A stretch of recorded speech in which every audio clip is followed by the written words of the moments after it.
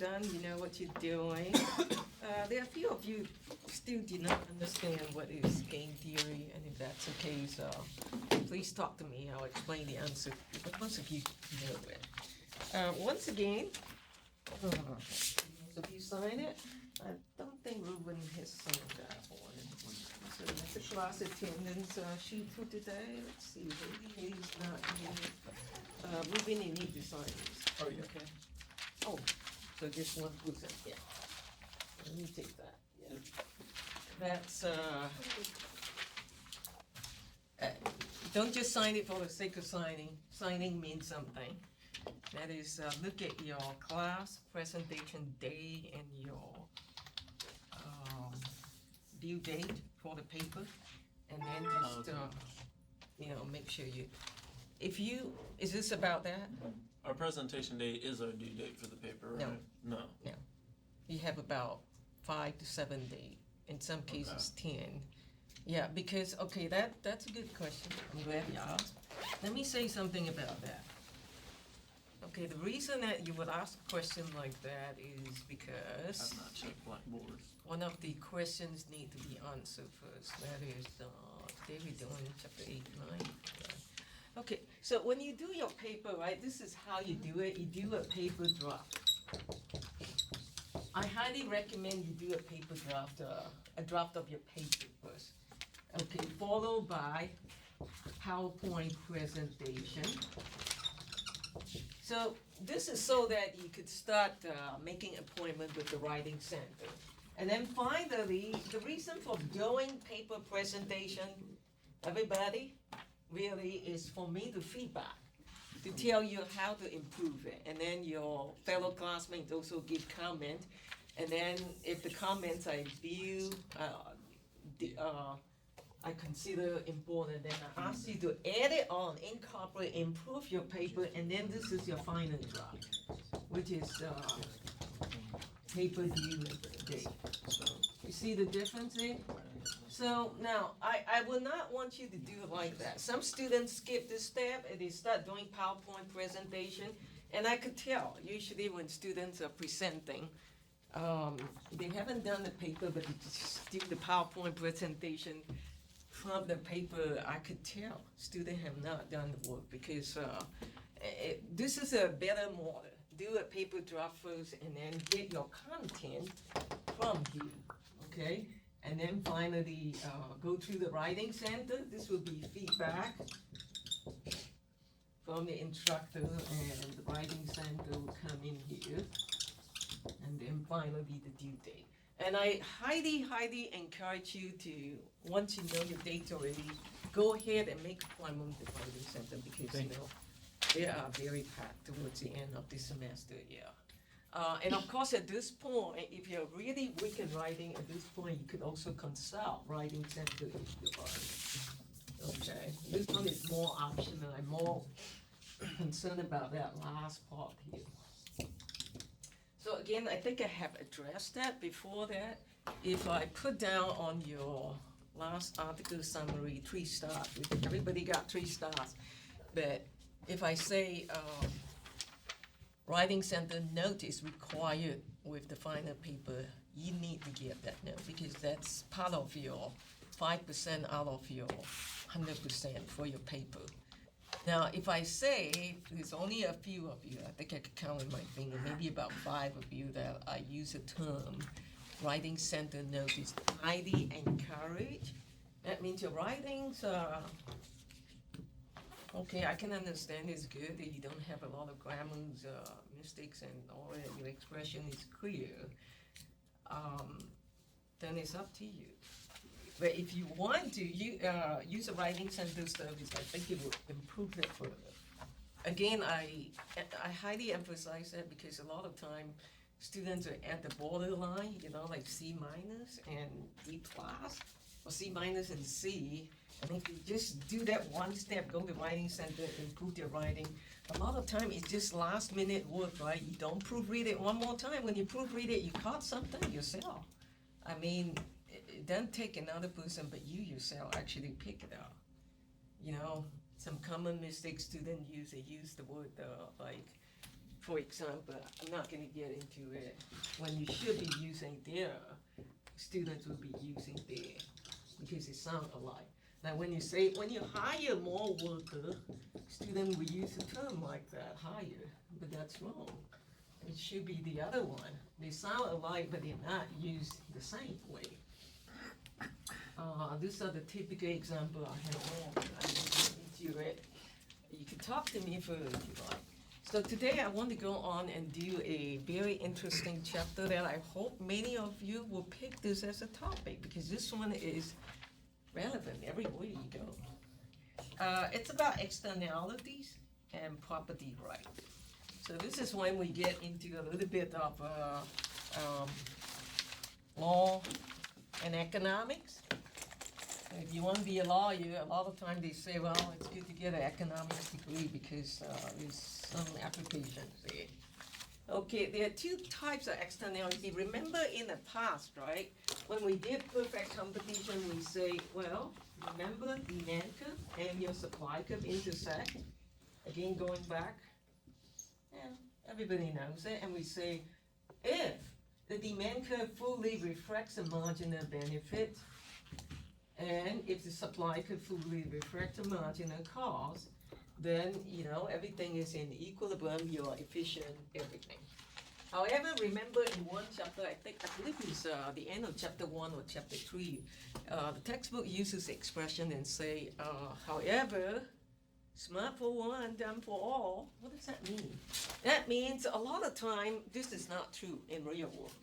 We got something that your marginal cost is actually higher, your marginal benefit is actually higher, and especially if you look at it from public viewpoint.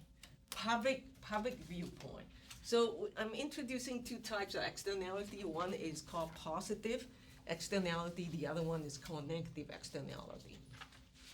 So the definition for what is negative externality or external cost is the cost that falls on people other than those who pursue the activity. For example, pollution is a good example. Okay, if you own a factory upstream, you are dumping toxics into the river. Who suffer? A lot of time you're selfish, you don't think about other people, but the fishermen who fish downstream suffer, got a lot less catch. You heard about all this oil spill, you know, in Alaska, in the Gulf of Mexico over the years, that fishermen suffer because a lot of wildlife and species died, you know.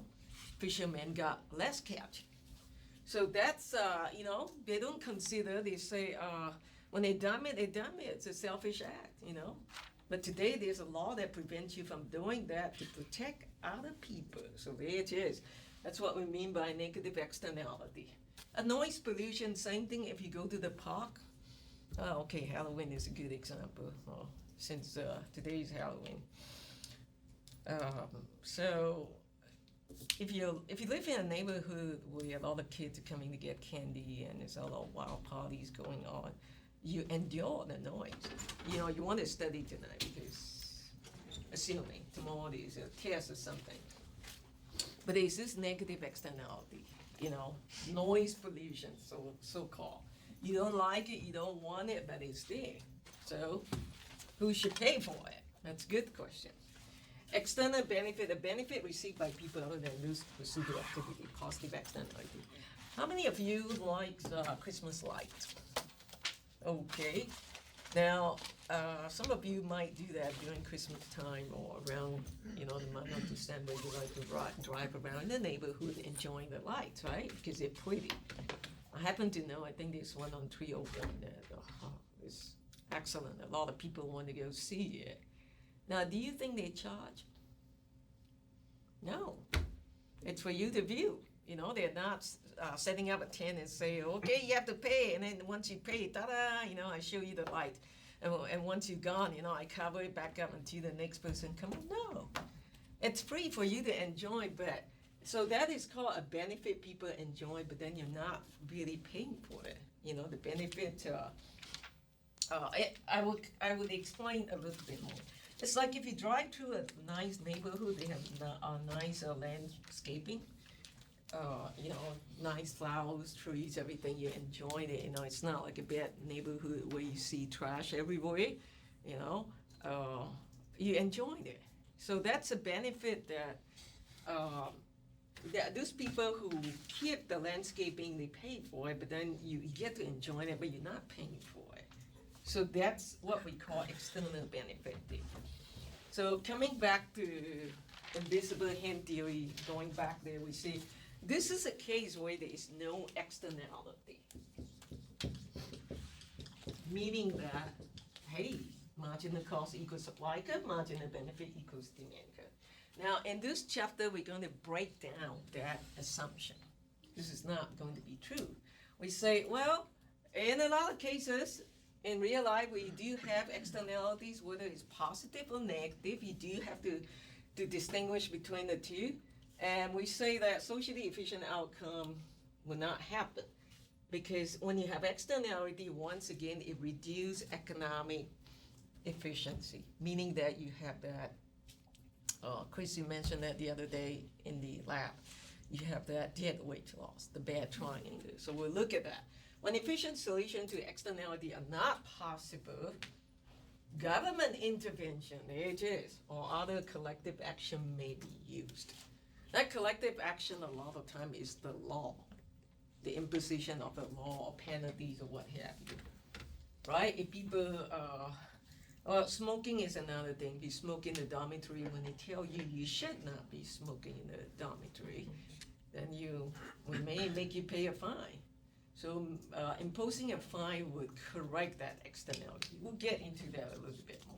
So now, when you have government intervention, we call it market failure. Write this down. The term market failure is used to explain that the invisible hand theory, this thing we're talking about, breaks down. So when you have externality. So when you have market failure, then the solution is the government have to step in, what we call government intervention. And we've done a few of this in the past. Remember we talked about price control, price ceiling, price, what's the other one? Floor. And we talk about tax, we talk about subsidy, which is what we're going to talk about further today. Yeah. Some sort of government intervention. Remember our minimum wages? Remember, what else we were talking about? Rent control and stuff like that. Okay, so, and this is explaining again, in theory. Individual considering only their own cost benefit would tend to engage too much activity that generate all that. Okay, so what this is saying is that, now if you do pollution, right, like a company that's located upstream does not know better, so just dump the toxin into the river, you're doing too much of it. We say excessively. So much so that it hurts the society, so therefore we have to curb it. How do we curb it? By imposing a fine, a tax, a law that say you cannot just simply dump. There is a limit. The EPA will come in and say, well, here it is. This is what you have to do. Okay, now, two little activities that generate positive externality, all that. Let's talk about example like flu shot. Positive, well, we'll get to that, yeah. Now, if you talk about, okay, never mind. I will talk about the negative first. So let's look at the diagram. The diagram is very important, so do it with me when I do it. So I'm going to start with the negative externality diagram. Please draw the diagram with me. So, because if you understand the diagram, you understand a lot of concept for the so-called negative and positive externality. So this is where I will start, okay? So you have your typical price and Q. You have your typical demand curve and supply curve, which I'm going to call this private marginal benefit. Because this is your demand curve. Well, okay, go ahead and write like that. This is your typical supply curve. What you have been studying up to this point, we call it private marginal cost. Okay, so in other words, your typical supply and demand market that you have looked at so far, we have considered it from the private market viewpoint. Okay, so And in the case of external cost, or what we call negative externality, this one has a lot of application in real life example that you will find a lot that you love, yeah. So if there's a negative externality involved, okay, there it is. So you have your private marginal cost, your demand curve, which is your private marginal benefit. Okay, so at the beginning, let's say this is 13,000, and that's in dollar value. We're talking about the number of what's on the x-axis, y-axis. X-axis is your price per ton. Okay. If you were to, we're talking about here the tons of pollutant, okay, that you dump into the river, for example. So how many tons per year? So this one is 12,000. This is quantity, this is price. Then we say that, I'm gonna use a different color, like a red. In the case of external cost or negative externality, we're looking at the cost side of the market. So what you do is you move this up. Okay, so this is now your social marginal cost, SMC, which stands for social marginal cost, which is essentially your private marginal cost plus external cost. Because the vertical distance between here and here, this distance here, they have the same slope and all that. So this distance here is called XC, or external cost. So that's what it is. You could see on the diagram here. And then if you were to, let's extend this a little bit. This graph is not as good as I think, but that's all right. So there. So this is your 1,300, and this one is 2,300. Okay. So the difference here between this, it will be 1,000. Everybody got it? Because 2,300 minus 1,300. This is 1,000 per ton. Okay, and this right here is our famous, notorious brand called dead weight loss. Because as you could see, right, and what that means is right here, let's call this point A, point B. At point B, you are producing 8,000. So what this is saying is pollution is considered excessive from society viewpoint. So it should cut down all the way down until you get to 8,000. So this is called, and let's go ahead and write this down.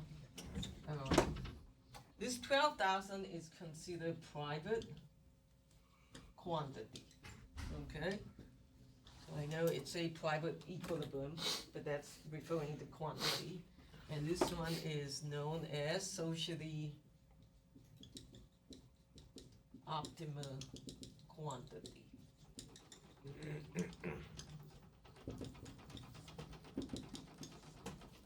See the difference? So what we're saying here is at this point, see we for externality, we don't care so much about y-axis, the prices. We care more about the quantity, because in the case of pollution, right, we say, oh yeah, you produce too much at the private level because you don't care about other people. So we have a set phrase. So we should cut it down to about 8,000 so that the society as a whole is happy. We call it socially optimal quantity. So you see the smiling face here. So now the question would be, and how does law comes in? So this is when you are glad that you're taking economic classes, because the law comes in and says that this XC here, the distance between these two, social marginal cost and private marginal cost, this is called external cost, and you could actually measure it out in terms of graph. And that number is 1,000 per ton. What does that 1,000 per ton here mean? 1,000 per ton here means that this is a tax or penalties that you should impose to the bad guy, which is located upstream factory. So if you impose that, so in other words, you know, you could, with the diagram, you could And if you have numbers here, you could actually say, hey, we know what external cost we should impose. And that external cost is, please write this down, this is application, very important, this is your tax, this is your penalty, this could be your fine, this could be your toll. How many of you have gone to big cities like Memphis and Los Angeles? Or even New York City, I'm not sure they have that. But anyway, some big cities, they impose some sort of carpooling law. Have y'all heard about that? So now you have to have X number of people in a car, or that's just one example. If you're driving by yourself to the city, right, you contribute towards the traffic congestion. So you slow down everybody. So in order to cut down this, we call that traffic congestion. So the government would have this incentive for people to carpool, because if you carpool, you could use the faster lane, to encourage people to do that. If not, you have to pay fine. In the country, in Singapore, where I've been working there for years, they're famous for this example because it's a small island country and everybody's rich, they got money to buy cars, and yet cars are like 3 times more expensive than here. Why? Because the government does not move one car into the small island and impose a lot of this emission and smoke, So they have a regulation. If the car is more than 10 years old, that's it. Scrap the car. If you want to keep the car, you have to pay a very high tax. So a lot of time you see these cars that are still around that are more than 10 years old. They are like Mercedes, Honda Accord, the rest, they just scrap them. And what they do is in the city area, in the central district where all the tall business buildings are, they have something called a gantry. So like this is a central business district. I'm giving example. They have this gate, various route that gets into city. And on your car, you have to install a device that with a cash card. Okay, some like your debit card. So every time you enter through the city, it got deducted $1. Hey, during the peak hours. So weekend, they take it off, but it's fine. So one time I was new to the country. I didn't know the area very well, and it was on a weekday. It was probably during, I think peak hours, it raised it to $2. Like, in the morning, 6, 7 o'clock, everybody goes to work at that time. So I didn't know one time, so I would drive my car in, oops, $1 is gone on my cash card. I could see, poop, and then I make a mistake, I got out, and then I come in here again, oops, one more time. So on that day, I think they deducted quite a bit from me because I was not familiar with the system. Why? Because they try to discourage people from coming in. Now, can you imagine peak hours you're trying to drive to work? One additional car will add to the traffic congestion problem, correct? Because everybody's selfish. I'm just one car. But if everybody thinks the same, that's 10 million cars out there trying to get into city, But if you carpool, then you cut down the number of cars you have to drive in. Remember, when there's a traffic congestion, it affects the economy. How? You get to work late, right? The boss will ask you, 30 minutes late, you have to make up for that 30 minutes or something. So, hey, the economy is not doing so well because, people don't work as many hours. So, see, there is economic consequences. Okay, so basically what I want to drive home is this external cost right there, which is calculated by taking the difference between social marginal cost and private marginal cost. So in this externality example, all that we do is we added one graph, one line. In the negative externality case, we added that social marginal cost. So I hope you got it. So let's look at the positive one. So the negative one example here would be like, let me write down some example if you want to write down. Let's see what else. I talk about traffic congestion. Okay. And I talk about pollution is a big one. This could be noise pollution. It could be environmental pollution, or it could be, hey, smoking. Because you got such a thing called secondhand smoking now. So yeah, that's negative externality. Because people, they want to smoke, but they have no choice. They're beside you. They sit beside you in the theater, so they inhale, and years later, there's some health effects on them. So now they say, don't smoke, or at least not in a confined area. If you want to smoke, go out somewhere and within how many feet of the building. So next, we want to look at the positive externality, okay? So I'm going to do this on the right-hand side without erasing it, so you can kind of like compare without erasing something. So once again, when you do this positive externality, you start off with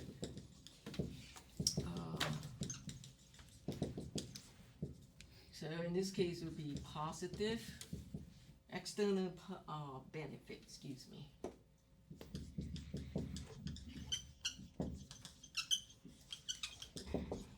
Okay, let's put it in parentheses. So once again, if you know nothing, just start off with a typical diagram, like your typical demand and supply curve. Okay, we start off with something very simple, which we've done this one, right? Then you say, okay, I'm gonna call this private marginal benefit. I'm gonna call this private marginal cost, because in the old days when we look at all this, we're looking at it from the private market viewpoint without externality. Next, you say, since you're doing external benefit now, so I will raise one of the line, and I'm not going to touch the cost line because this is about benefit, so I'm going to touch this one. Okay, so that's how you know how to do the diagram, whether it's benefit or whether it's cost. And if it is benefit, it touches the demand side.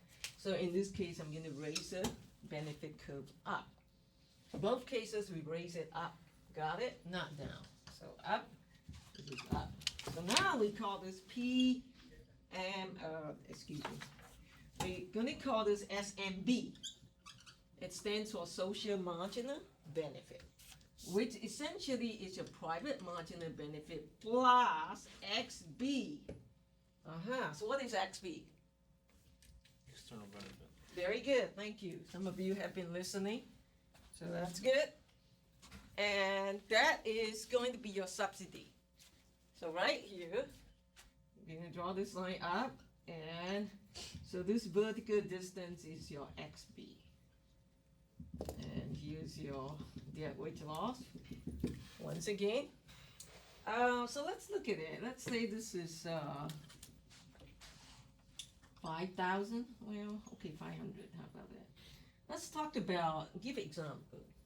So example of positive externality, please write this down. Education, healthcare, something that's good for the society. What else? Food shop, okay, how about it? Your pets, what kind of shops do they get? Vaccination. All those are considered positive externality. You know why? Because if you get educated, you go out there, you got friends, you influence them. You got relatives, you got family, mom and dad, aunts and uncles. It's an activity that we should promote more. But according to the private level, we only produce 500. But at the socially optimal level, it should be more, like 1,000. Wow. So again, this is at the private quantity or equilibrium, and this one is at the socially optimal Q.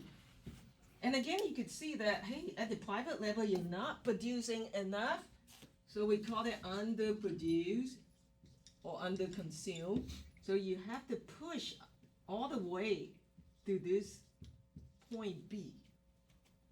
That's education. We're not getting enough education in the county. We need more people to be getting a degree, for example. So therefore, what will government do to help people achieve that level, point B? subsidy, subsidized education. Healthcare, the same thing. If everybody is healthy, they come to class healthy, they're not coughing away, nobody gets sick. Yeah. The whole winter, everybody will be present, nobody's absent. Same thing, the workforce, right? People are more healthy. So healthcare has a positive externality inherent in it. So therefore, government subsidizes healthcare. You heard about Medicare, Medicaid for the lower income people, and so on and so forth. What about flu shot? Absolutely. You got it. If you got flu shot, then you come to class, you're not sick, not coughing, and nobody gets sick, nobody get affected. Same thing with pets. Vaccination. If your pets get vaccination, what do they call this? Rabies shot, yeah.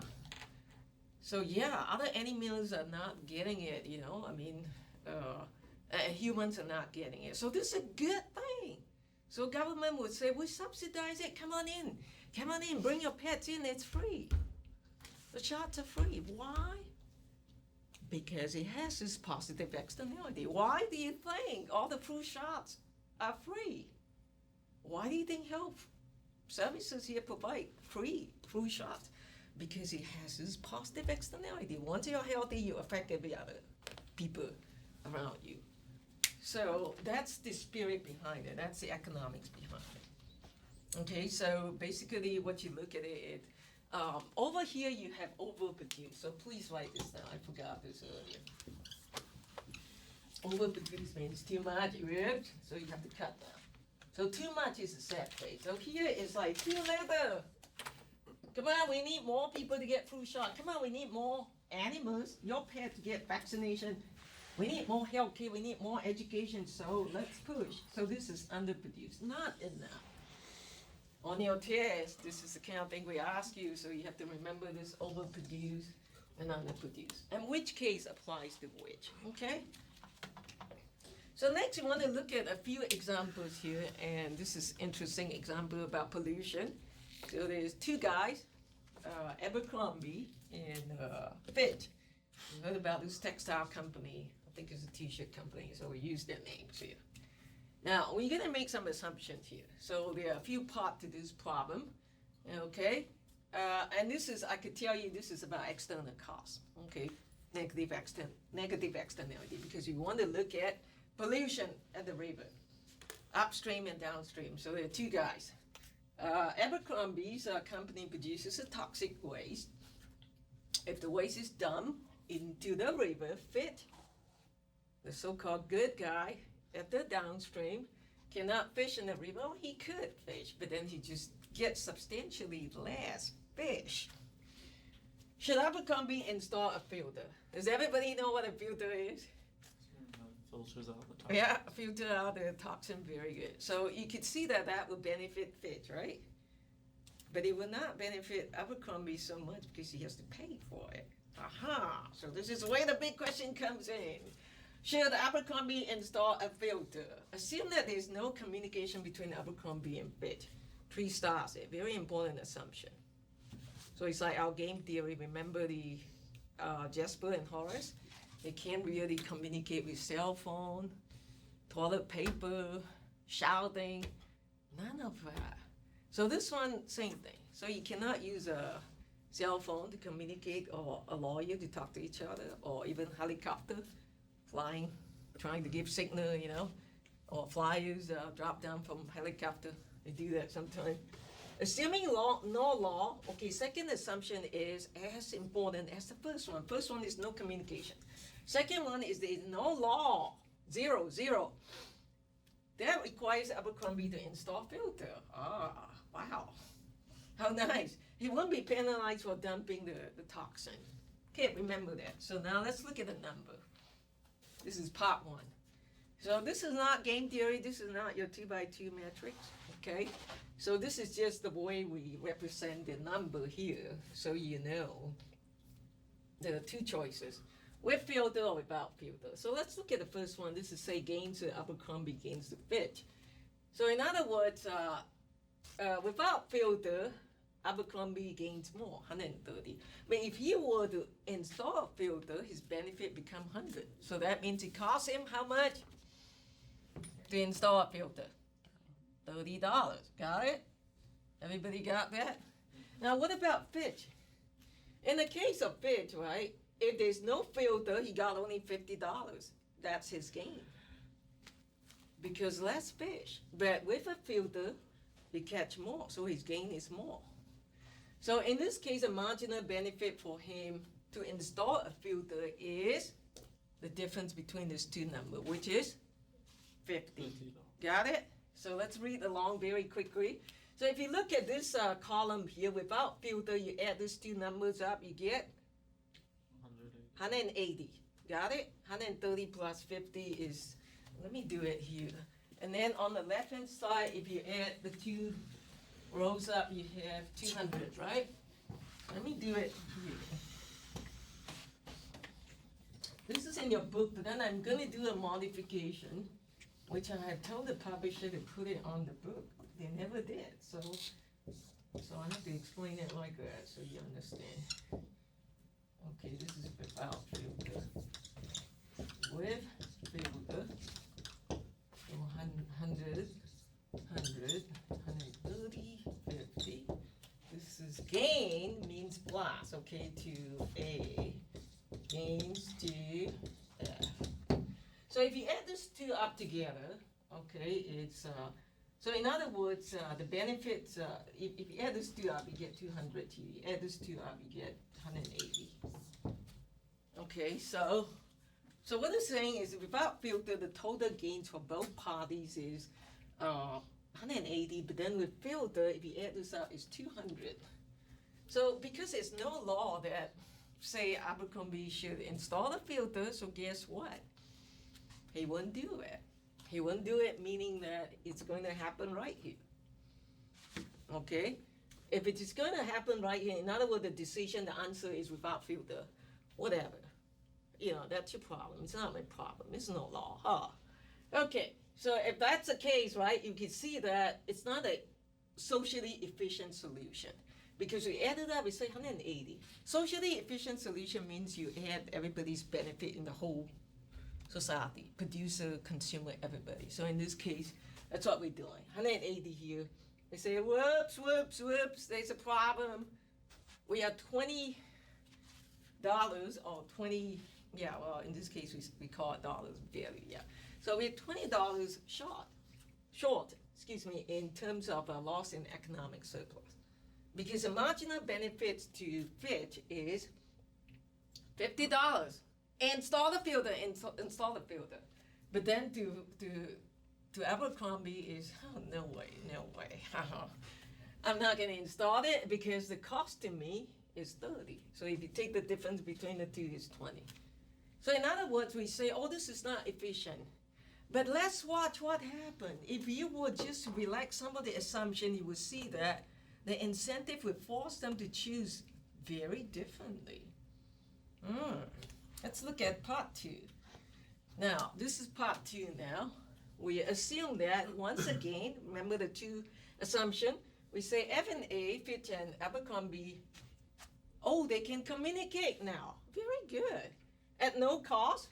Okay, very important. At no cost means zero, free. And law does not require Abercrombie to install filter. So we only relax one assumption, the first one, but not the second one. So there's still no law that requires him to install filter, but now they can communicate. And guess what? This is what Fitch will do. He will go to Abercrombie and offer $40. I'm gonna work on it here, so you see what happened. So since they can communicate, so Fitch is going to get up there upstream and say, oh, how about it? I'm gonna give you $40. Please install the filter. And then this guy now is 140, smiling face, and this guy now is 60. Make sense? Because it flows up there now. And the gain to both parties, 140 and 130 is plus 10. The gain to the second guy is also plus 10, so everybody's happy. So right here, you still add up to be 200, this still add up to be 180. The solution now is here. Because in this case, right, if Fitch could actually go up to Abercrombie and say, how about it? I'm gonna give you $40. I'm gonna compensate you. Compensate is a good term. And please install filter. And he look at it, he take that $40, he look at it and say, oh yeah, I'm still better off by 10. Whoa, yeah, yes, I accept it. And then what about this guy? He lost $40, remember? So 100 minus 40, so 60, but 60 is still $10 ahead of if there was no filter installed. So he's still better off by 10. I mean, that's the best he could do under the assumption we gave them. So that's what happened. So they're each $10 better off. So in this case, Abercrombie would choose to install a filter. And the solution is socially optimal. Why do we say it's socially optimal? Because 200 is greater than 180. Okay, I think you see the spirit here. The economic surplus will increase by $20, meaning like before we chose 180, now we chose 200. That's not the end. There's still one more part, because remember we got one more assumption that need to be relaxed. Now, this is a good time to introduce a very famous theorem known as Coase theorem. This is also in your book if you want to look at it. Now, Coase came from a guy, economist, his name is Ronald Coase. He's a British man. I think in 1937 or 1939, he published a very, very important article. It's known as theory of funds. Today, business school use his theory heavily because there's many parts to his theorem. And the one that we want to focus on is this one. What it says is, if at no cost, meaning free, Fitch could go up to Abercrombie upstream, provided it's free, there's no cost. If there's cost involved, then this will get more complicated. So we have to make that assumption, okay? So if at no cost, people could actually negotiate to buy and sell the right to perform activities that cause externalities. It doesn't matter whether it's positive or negative. In this example, what we look at is a negative. Then they can always arrive at efficient solution to problems caused by externalities. Wow. That's what Coase theorems say. Okay, in this case, they could negotiate with one another, compensate each other. Okay, I'm going to move on to the next one. Please refer to your book. If you find the page, tell me, somebody. Adam, you have it? Would you tell me? 257. 50? 257. 252, is that right? 257. Okay, I got it. Thank you. Okay, very good. Mine's on 258. So your page will be 257. On the side, you see the definition for Coase theorem. Next, I'm going to move on and say, but there's a problem. When you look at these two examples, there's something you feel a little bit uneasy about something, right? You can't really quite pinpoint. And have you noticed that, like this last example we just look at, we say, oh yeah, we're going to do this. This guy, what we call good guy, will go to the bad guy and say, oh yeah, how about it, And then we say, ooh, there's a problem. Wait a minute. Why? Why would this guy, poor Fitch, has to pay Abercrombie to filter out toxin that will not be there in the first place, if not because of Abercrombie's factory? That's because there's no law. We didn't impose a law. I think you got the answer. By law, Abercrombie cannot done without Fitch to approve it. That's today's. Today we got EPA. We say, oh yeah, you can't do that. Because there's a law that say you cannot dump just like that. There's a limit as to how much you could dump the toxin, or zero. Otherwise you pay fine, because it's called environmental pollution. But preventing Abercrombie from emitting toxin will harm him by $30. That just means that if he were to install that filter, he has to pay $30. And look at that last line. Why should Fitch necessarily have the right to harm A? Wow. You know, this is a very interesting question. This question arose because, you know, there's no law. Once you have the law, you wouldn't even ask that question. So let's look at the last case. Now, there's a law. Okay, we're going to relax that last example, and this number have changed now. Notice that. It's not the same set as number over there, okay? Pay attention to the right-hand side. So now, assuming there's a law that say Abercrombie may not dump the toxin without Fitch permission, and they can still negotiate in no cost. So this is a little bit better. And the number has changed now. So let's go back to that. Let's use that number. So in this case, we still have 100, 100 like the original number. But here we got 150, and we got 70. Okay. So now, in this case, right, we say the economic surplus on the left-hand side, this is 200. And this one is 220, right? So we know this is greater than that.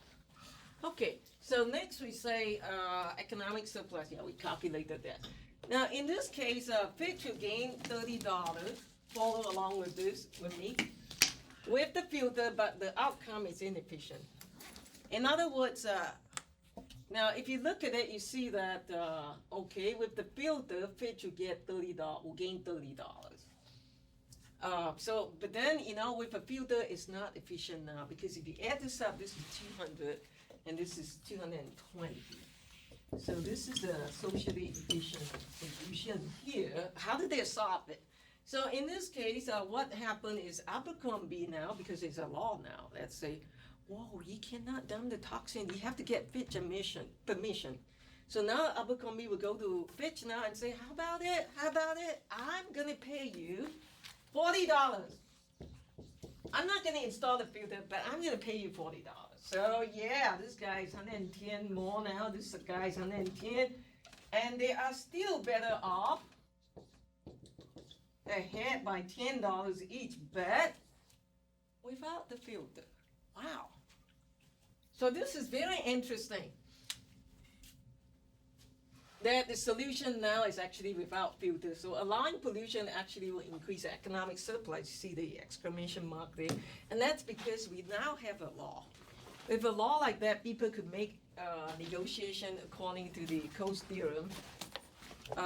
Let me finish it, okay? It's not, please don't get uneasy, because that, you know, I get affected to the mood, so let me have my time, okay? Allowing pollution actually increases the economic surplus. But if you fail to allow pollution, it would have caused even a greater harm to A. So in this case, that would be like $50. So what this is saying is, summing up everything. When negotiation is costless, like the example we look at, the first two examples, yeah. Well, actually all the examples except for the first one, part 2 and part 3. Efficient solution to externality can be found because of Coase theorem. You could always go up to each other and negotiate. The adjustment to the externality is usually done by the party with the lowest cost. What does it mean? The one that have the least cost to adjust. So in part 2, we saw that Fitch had the lower cost, so he had to go to Abercrombie to make to strike a deal. But in this case, it's the other way. In the last case, we just look at Abercrombie had the lower cost, so he's the one who initiated, okay, the negotiation. So this cost here is not necessary in terms of monetary cost, but in terms of convenience. Now, when negotiation is not costless, law may be used to correct for externality. The burden of the law can be placed on those who have the lowest cost. Now, why do you think we have speed limit on the interstate? If we don't, everybody would be speeding. The law is to catch the people, right, who want to violate the law. We can't say, oh yeah, everybody's moral. You know, they will behave. No, can't do that. So that's why we have to have a law. And that's where it comes in, you know, because because accident causes death. If you're not responsible, you're driving. I remember one time I was teaching my son how to drive, he was trying to enter into the exit. I said, God, watch, there's a 18-wheeler truck coming. I said, I don't care. I said, you cannot say I don't care, if you, or if something happened to you, you have to think about other people too. Other people's lives. See, that's your negative externality. A lot of people don't think about society. Yeah, no, it's a green light, I must go. No! You watch your left and right because there are people who violate it, they go anyway and then don't. So that's why we have to have law, because of this negative externality. Okay, I think that's where I would stop.